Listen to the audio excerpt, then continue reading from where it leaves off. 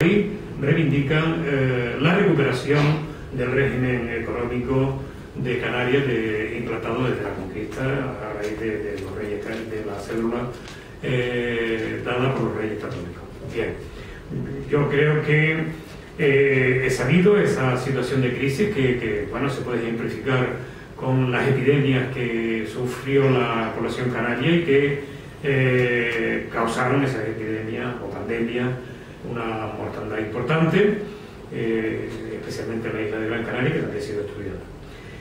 La declaración de Puerto Franco pues, fue una reivindicación prácticamente del conjunto de la población y de la fuerza viva económica del país.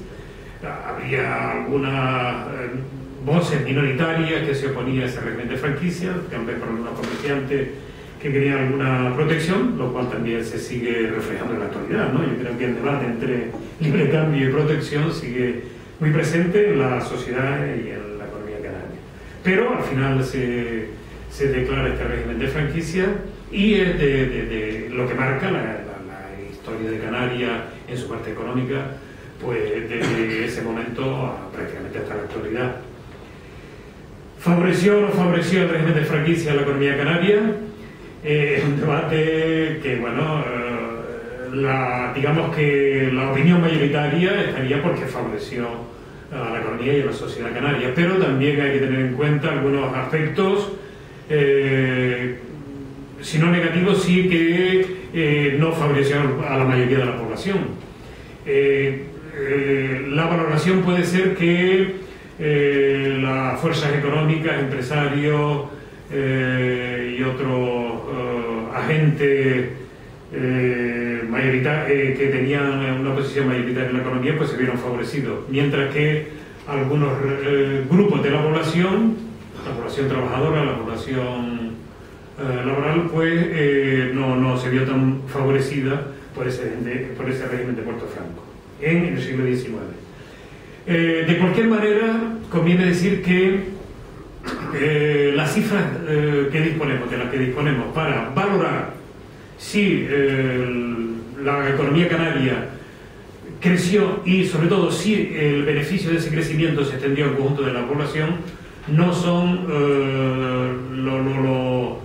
no disponemos de series continuas de salarios o de precios, y eso es un reto que tiene la historiografía canaria para hacer una valoración definitiva. Bueno, yo creo que tampoco en la historia nada es definitiva, ¿no? Siempre se descubren cosas que pueden cambiar lo dicho en etapas anteriores, pero hacernos una aproximación de si y a quién favoreció los puertos francos. Evidentemente, la economía canaria, el Producto Interior Bruto, en unas estimaciones muy someras, creció, incluso pudo crecer por encima de lo que creció la economía en la península. Pero bueno, estas estimaciones son siempre aproximativas. Yo creo que una vía, por lo que tenemos actualmente, por lo que disponemos, bueno, puede ser la exportación de cochinilla, que se vio favorecida por los puertos francos, también por la situación internacional de libre cambio, ¿verdad? Después de la adopción del libre cambio a nivel internacional por Inglaterra, que era la que imponía la economía en ese momento. El libre cambio que se impone en el conjunto del planeta, y se habla de una primera globalización en este momento, en ese sentido, de tal manera que circulan libremente los factores económicos, ¿no? La población, el dinero, etc. Bueno, entonces decía que en su conjunto pues, puede favorecer a la economía los puertos francos, y en este punto yo creo que un buen camino también para comparar y para valorar lo que es la aportación de los puertos francos sería comparar con otras zonas atlánticas. También aquí podríamos hablar de una historia atlántica. Sería comparar con otras economías insulares también atlánticas, como puede ser Cabo Verde, como puede ser Madeira. Si lo comparamos con Cabo Verde, por ejemplo, bueno, hay que decir que el régimen de Puerto Franco, pues es sabido, ¿no? Fue reivindicado por el cónsul francés Bercelot y otro que lo toma de otro lugar del Atlántico, de la isla de Gorée en Senegal, También Cabo Verde reivindicaba el sistema de puertos francos, pero decía que si comparamos la evolución de la economía, por ejemplo, del tránsito portuario de Canarias con Cabo Verde, vemos que en Cabo Verde la situación geográfica de Cabo Verde es más favorable a la navegación marítima atlántica, internacional atlántica, que Canarias, porque se sabe que los barcos de vapor tienen un régimen de autonomía limitado que necesita el abastecimiento de carbón. Bueno, pues la situación de Cabo Verde es más favorable que Canarias para la circulación de la navegación atlántica. Y efectivamente, en un primer momento, Cabo Verde proporciona más carbón, más abastecimiento de carbón a los buques que transitan en el Atlántico que Canarias.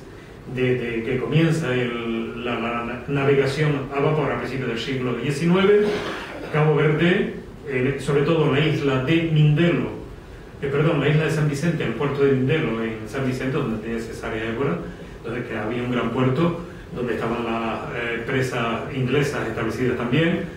Bueno, pues ese puerto es el primero en abastecimiento de carbón en la ruta atlántica. Y Cabo Verde tiene más tráfico marítimo que las Islas Canarias.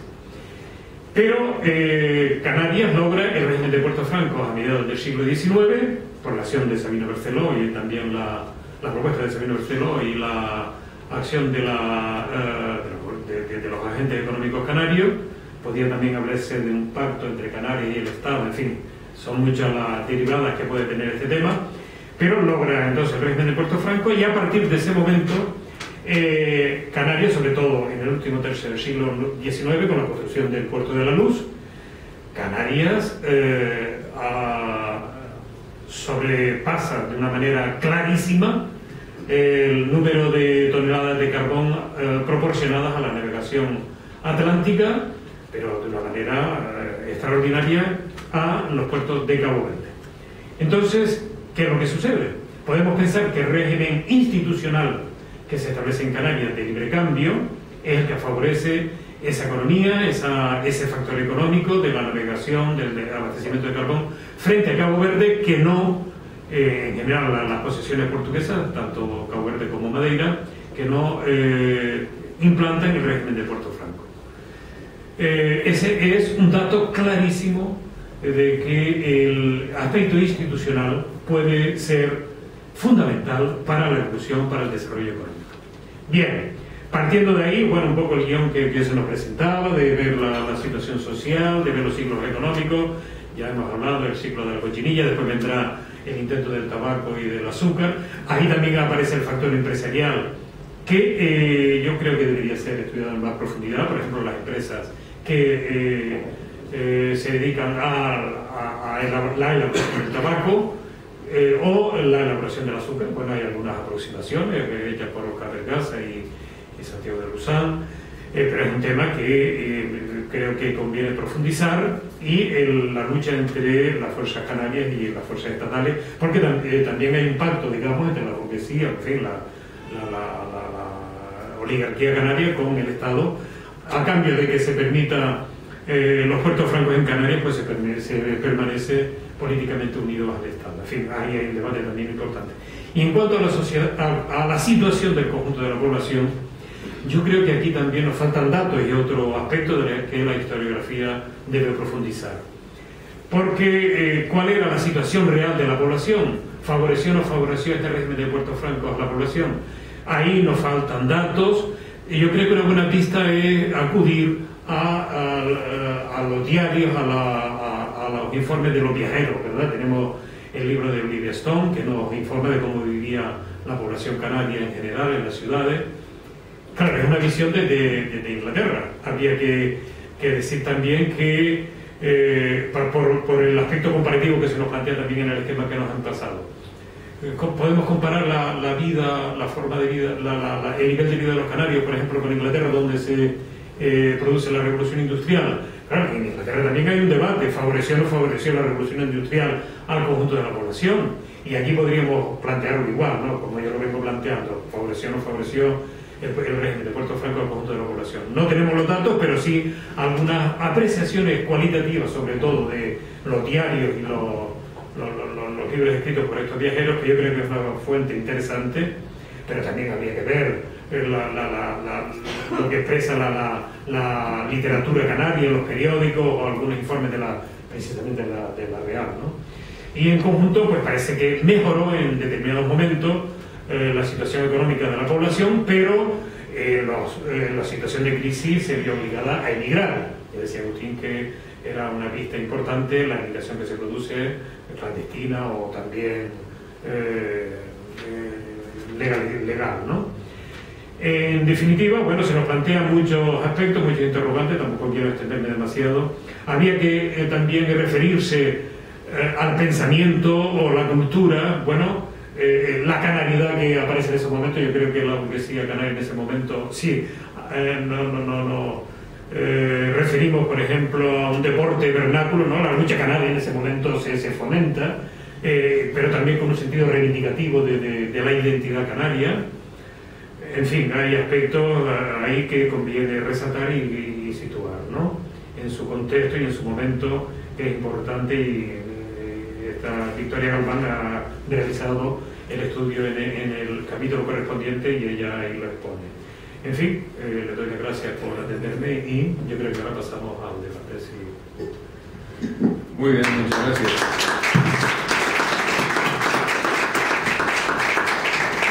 Yo había hecho algunas preguntas que le pasé a los autores y son como, pretenden ser inocentes, ¿no? ¿Cómo es posible que en un siglo donde hay guerras civiles, hay expulsión de las dinastías en una o dos ocasiones, hay cambios de régimen, hay cambios económicos importantes, etcétera, etcétera, cómo es posible que Canarias permanece con una estructura social parecida a la del 18, con una estructura de poder político y económico parecida a la del 18, y así continúa durante todo el siglo XIX? Es decir, esto ocurre igual en zonas como Andalucía, como Valencia. ¿Esto ocurre en toda España o solamente no ocurre y hay un progreso en las ciudades, en algunas? Es decir, ¿cuál es la posición en el conjunto de España, de Canarias, en el siglo XIX en relación con lo que comento? No, yo te dije que yo ese tema no lo dominaba. Bueno, yo no sé si intervenimos nosotros o... Bueno, yo lo planteo. ¿Comentar? Sí, bueno, yo podría comentar en ese sentido que el aspecto de las mentalidades, hay algunos autores que teorizan que en el tiempo se prolongan incluso más allá que lo que puede ser los aspectos económicos, ¿no? Si consideramos que los puertos francos, que las franquicias, que las libertades económicas en su momento supone una modernización, vamos a llamarlo así, que la valoración puede ser de otro tipo, pero podemos calificarlo así, y propicia la modernización de la estructura económica de Canarias. Sin embargo, las mentalidades pues siguen arrastrando la forma del pensamiento e incluso la estructura. La estructura social yo creo que cambia, ¿no? Cambia en algunos aspectos. Eso también es un debate que está ahí. Bueno, una sociedad capitalista, una sociedad semifeudal, etcétera. En fin, ahí hay que profundizar. Yo creo que también eso puede estar lastrado de alguna manera por la forma de interpretación del historiador, pero es un tema que está ahí. Ahora, las mentalidades, yo creo que lo que tú preguntas puede tener una respuesta en este sentido. O sea, las mentalidades se prolongan en el tiempo, incluso más allá de los cambios económicos. Bueno, ya hago otra pregunta y ya me callo. Digo, la controversia política se centró más, es una pregunta, se centró más en el pleito por la capitalidad que en la lucha política entre moderados y progresistas.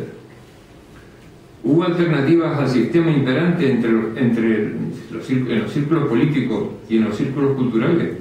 ¿La influencia de la Iglesia Católica fue nefasta o positiva? ¿Y en qué?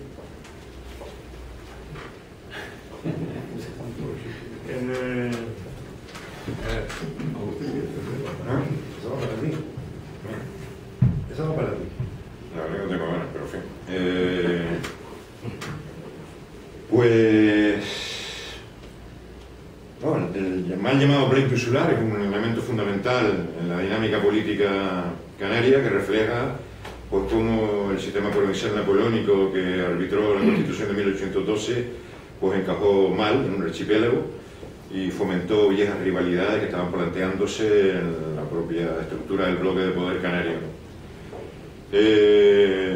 La división entre primero absolutistas y liberales pues está también marcada por la confrontación, por la lucha por la capitalidad, ¿no?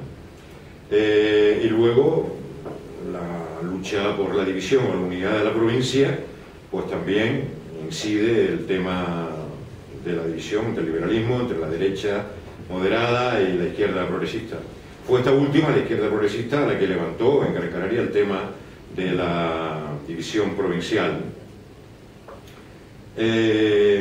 O alternativas, no alternativas, porque realmente el dominio de la nobleza en el archipiélago no es solo una cuestión de mentalidades, es una cuestión de estructura de la propiedad agraria, una cuestión de mantenimiento de formas precapitalistas de producción y un control, ¿no?, de las tertulias caciquiles de notables desde la época de los moderados a la época de los liberales y conservadores en el sistema canovista.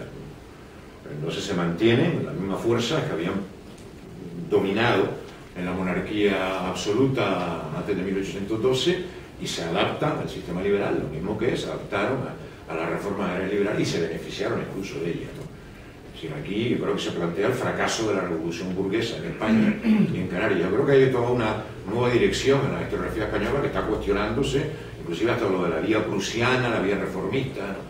Porque en el fondo estamos viendo cómo las élites dominantes económicas, sociales y políticas antes de 1833, ¿no?, por poner una fecha de inicio del proceso ya en firme de la revolución liberal en España, ¿no?, pues, siguen después sosteniendo la misma estructura de poder, por lo menos hasta el final del siglo XVIII, del siglo XIX, principios del siglo XX.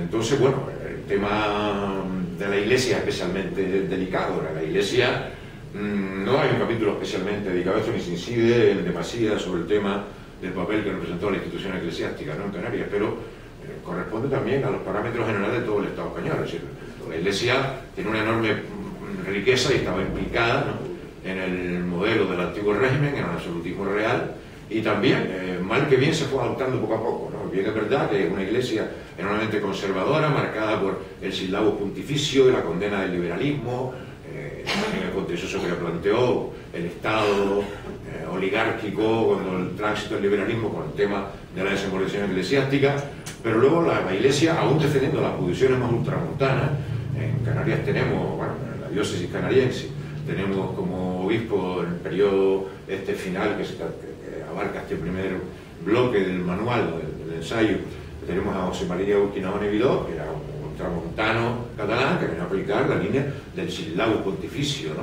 Entonces, por lo tanto, la condena del liberalismo en todas sus expresiones, y eso hace que la Iglesia, siguiendo pautas que venía ya de los años 30, pues insufle alientos a un irrelevante carlismo, y luego pasa incluso a aportar piezas claves en el caciquismo agrario de la época. O sea, muchos caciques de los pueblos eran curas, ¿no?, en algunos casos lo fueron, ¿no?, en la aldea de San Nicolás, en Tinajo, en la isla de Lanzarote y en algunos otros municipios también, el caciquismo se vistió de sotana, ¿no? Entonces, bueno, tenemos una iglesia conservadora, una iglesia que confronta, evidentemente, con la intelectualidad progresista canaria, la intelectual liberal, heterodoxa, ¿no? Ya me refería en el 75, mi primera obra, justamente ese problema que planteó por los primeros brotes de carauxismo en el Instituto suprimido, ¿no?, el Instituto de Enseñanza Media de Las Palmas, luego la condena de la biografía de Millares Torres, la biografía de Grano Célebres, la condena de los estudios del Dr. Chill, la publicación del primer tomo por acusación de darwinismo y anatema, ¿no? Entonces, claro, todo eso la confrontó una iglesia muy conservadora, muy ultramontana, con la minoría de la élite intelectual, ¿no?, muy activa, pero aislada en un mar de analfabetos, porque creo que lo que es clásico en definir a Canarias como una sociedad agraria y mayoritariamente analfabeta, una sociedad agraria donde el peso de la tradición, del elemento tradicional, estaba presente en la cultura agraria, y bueno, también a los testimonios los principios de autoridad de los viajeros, que arrancan ya desde los años 30 y 40, mucho antes de Olivia Stone, ¿no? Y después de ella. Y inclusive los pocos intelectuales que se interesaron por la cuestión agraria en Canarias, pues los testimonios que nos han dejado reflejan pues eso, la pervivencia de una sociedad con el arado romano o formas rutinaria de cultivo. Hay algún punto de avanzada modernización, pero la mayoría de los testimonios nos vienen a reflejar esa perpetuación de las estructuras tradicionales. En cuanto a la tipificación del modo de producción, claro, un sistema económico no se define por la cantidad de mercancías que circulan, ¿no? Los puertos francos pueden haber auxiliado, haber incrementado la circulación de mercancías, haber desarrollado el comercio.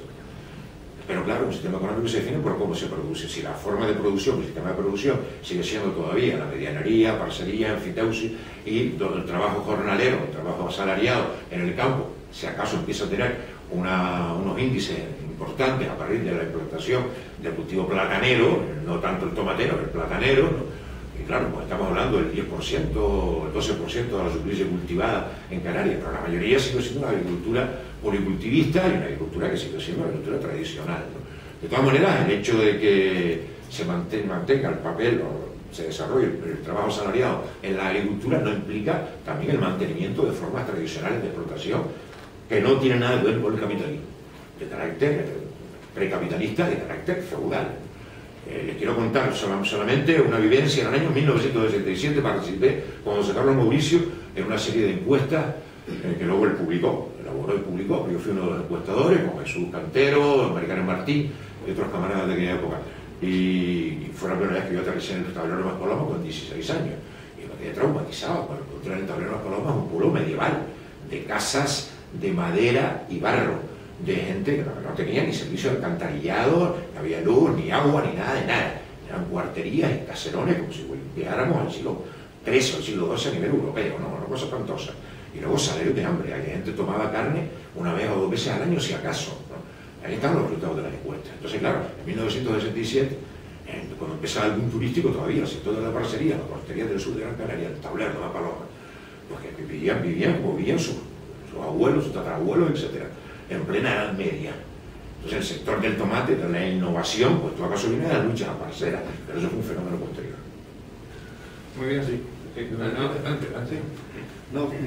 Muy rápidamente, con respecto a la pregunta que ha planteado Tomás, ¿no? Que es muy interesante, en el sentido de las pervivencias feudales o una estructura trazada, que al mismo tiempo, bueno, pues que cómo es posible que a Canarias no llegue pues determinados aspectos modernos, de modernidades, de convulsiones, de revoluciones, etc. Una pregunta compleja, ¿no? Bastante compleja, pero es muy interesante. Entonces, bueno, al calor de lo que hemos hablado de la Iglesia, yo creo que la Iglesia canaria se ve claramente con un planteamiento muy atrasado, ideológicamente muy conservador, muy reaccionario, y se me ocurrió la anécdota de Juan Negrín, porque Juan Negrín él nació en 1892 y se va a Alemania en 1906. Entonces, poco antes de irse a Alemania, tiene una conversación con sectores de la Iglesia, y hay determinados sectores de la Iglesia, en concreto el lectoral José Feo, que era el que tenía el control de toda una serie de personas que provenían de la burguesía, de jóvenes de la burguesía, que quienes podían ser proclives, quienes estaban más cercanos a ellos. Es decir, el control ideológico era absoluto sobre los elementos de la burguesía. Y sobre Negrín decían que era una persona que tenía ideas raras. O sea, ya desde poco antes de irse a Alemania, ¿no? O sea, ya lo tenían catalogado. De tal manera que si esto pasa con Negrín, pasa con todos los elementos de la burguesía canaria que tienen un valor importante, y eso denota el control ideológico que había por parte de la Iglesia de todos estos elementos de la burguesía. Algunos rompieron y lograron pues pasar a otro plano, como el caso de Juan Negrín, ¿no? Ya suficientemente conocido que no viene al caso ahora profundizar en eso, pero es evidente la ruptura con esas estructuras antiguas, que son estructuras incluso de su propia familia, porque estamos hablando de una familia de propietarios propietarios de San Mateo, que tienen propiedades en el sur, en Agüimes, etc., y que son profundamente católicos. Y él respetando completamente sus ideas, las ideas católicas de su familia, él rompe con eso, rompe completamente. Y ahí vemos esa dualidad, ¿no? Y de alguna manera la figura de Negrín ejemplifica también lo que es Canarias, ese control ideológico, esas estructuras cerradas, caciquiles, religiosas, ese control de esa burguesía con determinados elementos que rompen con todo eso y que quieren una renovación, quieren una modernización. Eso es lo que yo quería decir sobre esto. Bueno, como lo que preguntaba acerca del pleito insular, es un tema que a mí tampoco me gusta. Yo creo que tampoco se puede interpretar la historia de Canarias solamente teniendo en cuenta si es un aspecto importante, pero no se puede interpretar la historia de Canarias solamente teniendo en cuenta el pleito insular. Y tampoco creo que sea un símbolo de la identidad canaria, como hay un libro por ahí, los símbolos de la identidad canaria, el pleito insular. Me parece que, bueno, pleitos entre sociedades vecinas, islas vecinas las hay en todos sitios, ciudades, Barcelona, Madrid, no sé qué. Bueno, pero en todo caso, yo lo decía también porque acaba de morir un historiador importante que ha historiado el pleito insular, que es Guimerá, ¿no? Yo creo que es bueno mencionarlo. Porque, bueno, yo no coincido con su interpretación, pero hace un trabajo importante que ha sido muy positivo para la historiografía canaria y que nos da elementos de controversia, ¿no? Porque me parece que es necesario que entre los especialistas haya controversia. Como también lo puede haber en cuanto a la caracterización de las relaciones de producción. Yo, vamos, desde el punto de vista constructivo, por supuesto, a mí me parece que encajar las relaciones de producción en un modo de producción que se podría llamar así, bueno, podríamos verlo de una manera excesivamente estructuralista, ¿no? Porque, por ejemplo, la parcería, que usted se mencionaba antes, no solamente o la encontramos en el feudalismo, también la podemos encontrar perfectamente en el capitalismo. Actualmente, en Canarias hay parcería y hay parceros que trabajan a la parte. ¿Podemos pensar que esto es una formación social medieval? Estamos en pleno capitalismo, ¿no? Bueno, en fin, son interpretaciones que yo creo que enriquecen los puntos de vista, ¿no? Las diferentes maneras de verlo, y que es algo que está ahí en la historiografía canaria que se sigue trabajando. Pues yo quiero decir algo también. El tema del mal llamado pleito insular es un tema capital de nuestra historia, lo veremos, bueno. No se puede practicar la táctica de la avestruz, si me gusta o no me gusta, forma parte de la identidad, no forma parte de la identidad. Es algo que está ahí. Y tiene que ver, evidentemente, con la inadecuación a la estructura archipelágica de Canarias de un modelo centralista de inspiración napoleónica que copia el liberalismo español con la Constitución de 1812. Y nos impone, como se acaba de leer en el artículo de la Constitución, el jefe político, la Diputación Provincial, una centralización del poder en cada una de las provincias.